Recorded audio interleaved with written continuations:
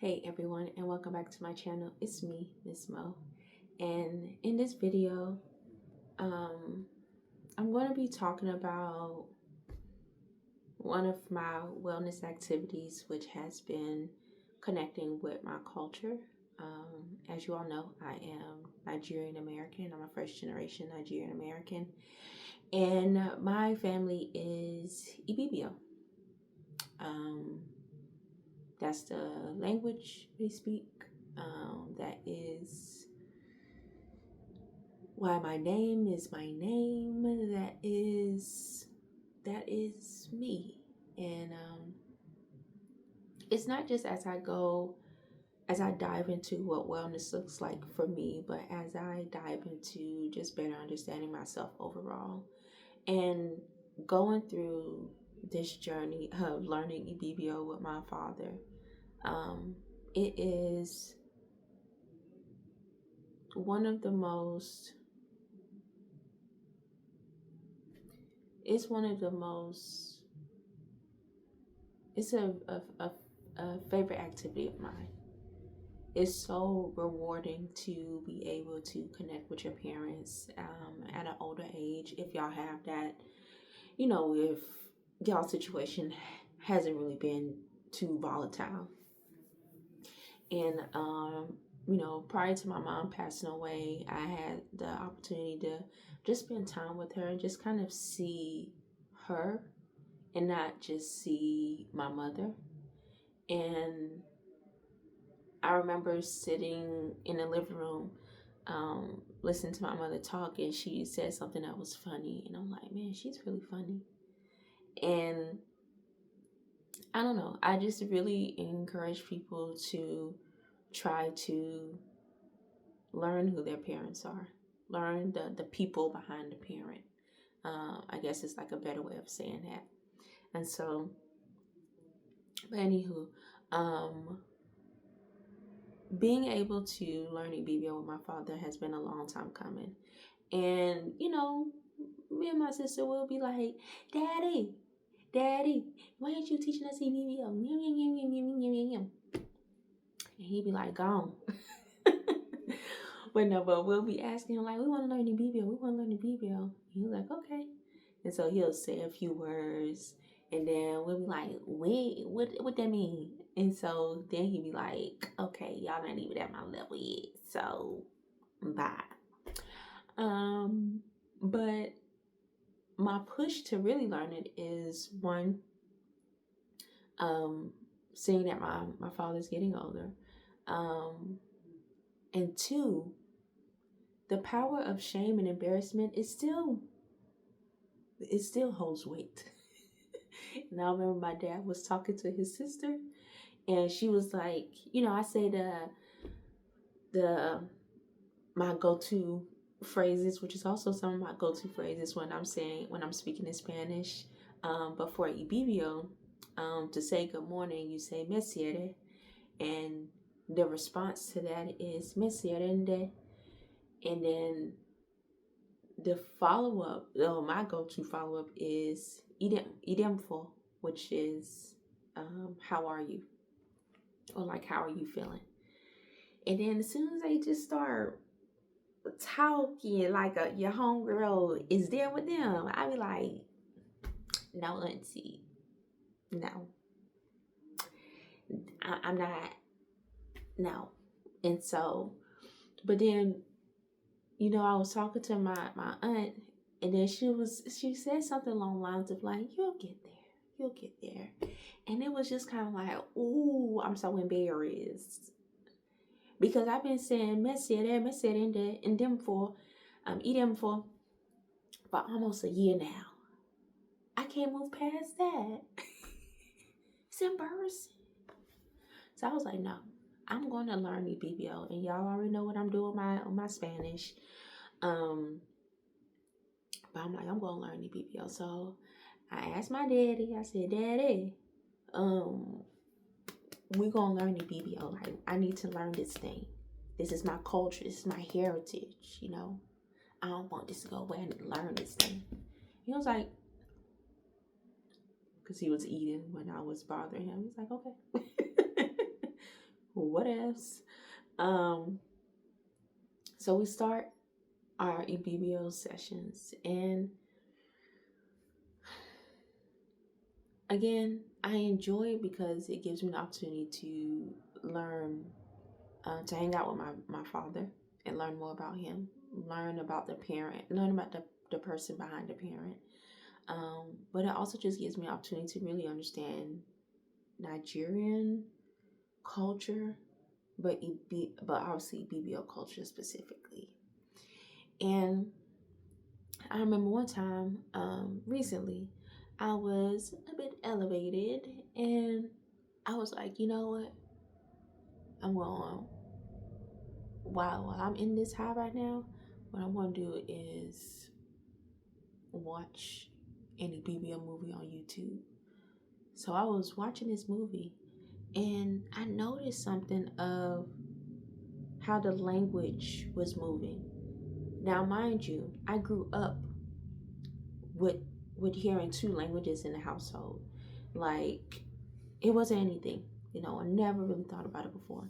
And even as I dive deeper into wanting to learn more about Ibibio culture, but specifically Ibibio language, it never occurred to me the rhythm of the language. But as I started to take these classes with my father, and he really started to emphasize to me the tone, how Ibibio is a tonal language. I think it slowly started to hit, like, hey, why he sneezing like that?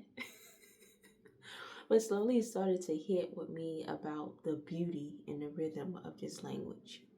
And so, it's at nighttime, and I'm elevated, and I'm about to watch this EBBO movie, because for myself, when I hear, yes, we grew up with English speaking and like English and Ibibio, but when I hear somebody speak Ibibio, it feels like I'm at home. Like, it's just a level of comfort. It's like, yeah, it's just a level of comfort. And so I was listening to it, and then I noticed something. I'm like, they keep weaving in and out of Ibibio into English, and then weaving back in. It was like a dance. And as y'all know, my long time goal of being a polyglot, y'all, I really want to be a polyglot. I want to be singing blah, blah, blah, blah. Okay, speaking in Hebrew. Can you speak Hebrew? Yeah, you can speak Hebrew. Speaking Korean, speaking in Haitian Creole, speaking in Spanish, speaking in Ibibio. Like, I want to do all of that. And of all the languages that I have just explored, I have never seen that type of weaving of two languages like that. It was, maybe there's more, but it was just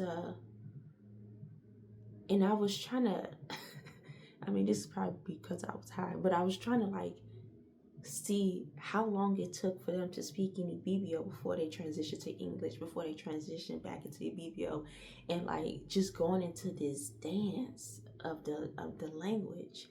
And obviously I got distracted with something, the story of my life, and I couldn't do the count, but I was just fascinated. And the next morning, I was like, Daddy, you know what I never noticed about how when people are speaking in Ibibio, they always weave in and out of the language and go into English. And he was like, yeah, because of, this form of influence and all this other stuff. And I was just so fascinated. I was so fascinated that this language had not only a dance to it because of the tone, being a tonal language, but just in the way that it communicates. There's a rhythm, there's a dance, and it goes so effortlessly. And I would encourage people to just go on YouTube and look up Ibibio movies. Aquaibum, if you see something that says Zukwaibum, you're in the right place. Okay. And yeah, you may not know what they're saying, and it may sound like gibberish. But eventually they're gonna start speaking English, and so I don't know. But it just has been a very beautiful experience, and I am happy that I'm making this a priority in my life. And yeah, today I had a session with my father, and he was saying something about I came up with a conversation. So we had a topic, I write out the conversation, he translates it to Ibibio, we go over it. I practice the pronunciation, doing stuff like that. And when I was writing this conversation, I was writing it in the context of how I speak, or an American form of interaction, U.S. American form of interaction, and he translated it into a Nigerian form of interaction. And he said to me that one line was someone saying, how is everyone doing? And the response was,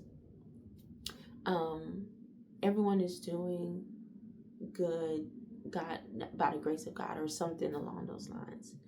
And he just, when he said that, he emphasized to me how much God plays a major role in the way that Ibibios speak and communicate and live their lives. And I don't know, I just found that to be very beautiful, especially as I go on this journey with God. Again, I didn't really think too much of my culture. I didn't really think about how I was connected to it. I just know it was just a part of me. But the emotion that I have when speaking about God, when seeing how God has saved me time and time again, so much so that it only makes sense to love and to honor God when I see that, and to see that it also just aligns with my culture. I don't know. It makes me feel good. It makes me feel really, really good. I feel like I'm on the right track. And so, yeah. But one of the activities, because I'm about to wrap up this video, but one of the activities that we did was, my dad said, you should get a poem and we can translate the poem to Ibibio. And I was like, okay. But I was in my moody state, And so I was like, what poem I'm going to do, because of how my life is going right now? I'm going to do Harlem by Langston Hughes. What happens to a dream deferred? Y'all, if y'all don't know, I'm dramatic. Thank you. And so, yeah, so what I'm about to do right now, because I just love embarrassing myself, to make other people feel comfortable, but to also allow me to grow, What I'm about to do right now is read What Happens to a Dream Deferred based off of our Ibibio translation. Now, y'all, one thing that I miss, that I'm still working on, I'll say this, by doing these sessions with my father, is the rhythm, is the tone, is the vibrancy. The vibrancy that comes when speaking Ibibio. I don't have it. I'm struggling. I'm struggling now. Okay. And it's even a little difficult to read my handwriting a little bit, because I was doing a lot of scratching out. So y'all can see. Okay. So I'm going to do the English word, and then after that, I'm going to do the Ibibio word. Okay.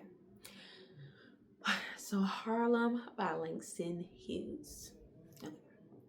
What happens to a dream deferred? Unso itibie ye udwak emi efikte enem.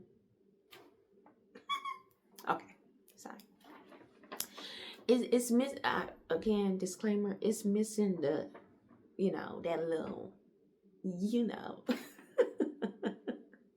But I'm gonna get there. I'm gonna get there. Okay, so let me start over. Um, but yeah, okay. So what happens to a dream deferred? Unso itibe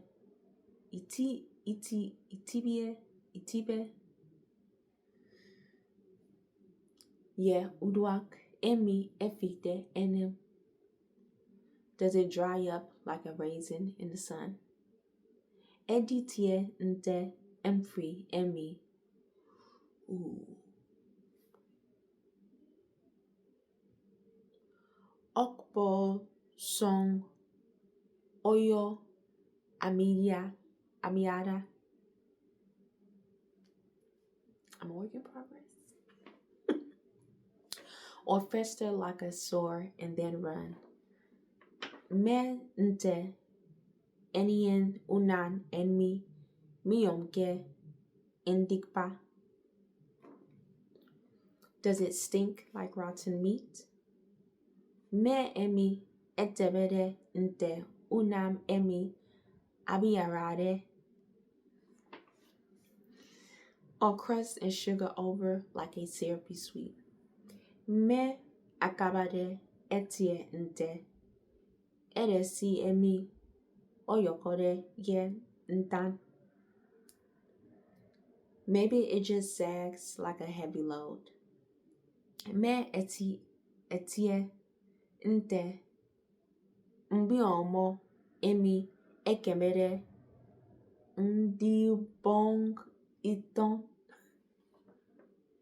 Or does it explode?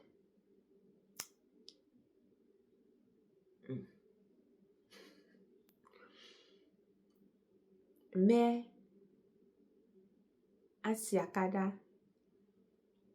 nte oboma.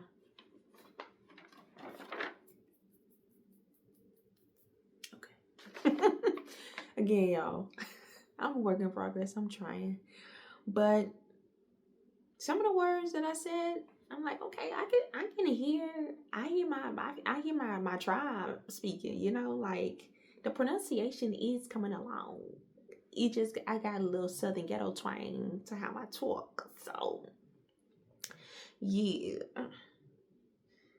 But this was a poem that we translated, and it took us about 2-3 weeks or 2 or 3 sessions to translate this poem, because like any form of poetry, is some of it is just up to your interpretation. So we're trying to figure out how we want to interpret certain things. But one word I just want to give myself a pat on the back. One word that I'm glad that I said correctly was oyokore. Ooh. Ew. Yeah. Unso. So unso is what? Udwak emi efikte enem. Editie nte mfre emi okpo song oyo amiade. So I digress. But yes, I'm super happy to be engaging with my culture, and I encourage you all to do the same too. If you are not, obviously it doesn't have to be Nigerian culture, but we all have or come from a beautiful culture, and that is ingrained in us, and is when we go through that journey of understanding it, that we see that we do belong somewhere, and that we that we belong, and that that we're beautiful, that we're beautiful. And so it's been fun. I'm enjoying myself, and hopefully I can become fluent soon. But I know once I hit that fluency point, they still gonna hear that Southern ghetto twang, because again, it's a weave. of Ibibio in English. And so when I get to the English part, that ghetto twang gonna come out. But yeah, but thank you all for watching this video. Thank you for engaging with my poetry session. That in itself is also a wellness activity for me because I love writing, as I've already shared before, and I love the arts and culture just in general. And being able to share share this poem, our version of the translation with you all, it just really means a lot to me. So thank you all for watching, and I will see you all next time. Boy, ooh, I need some Miracle Grow. Okay, all right.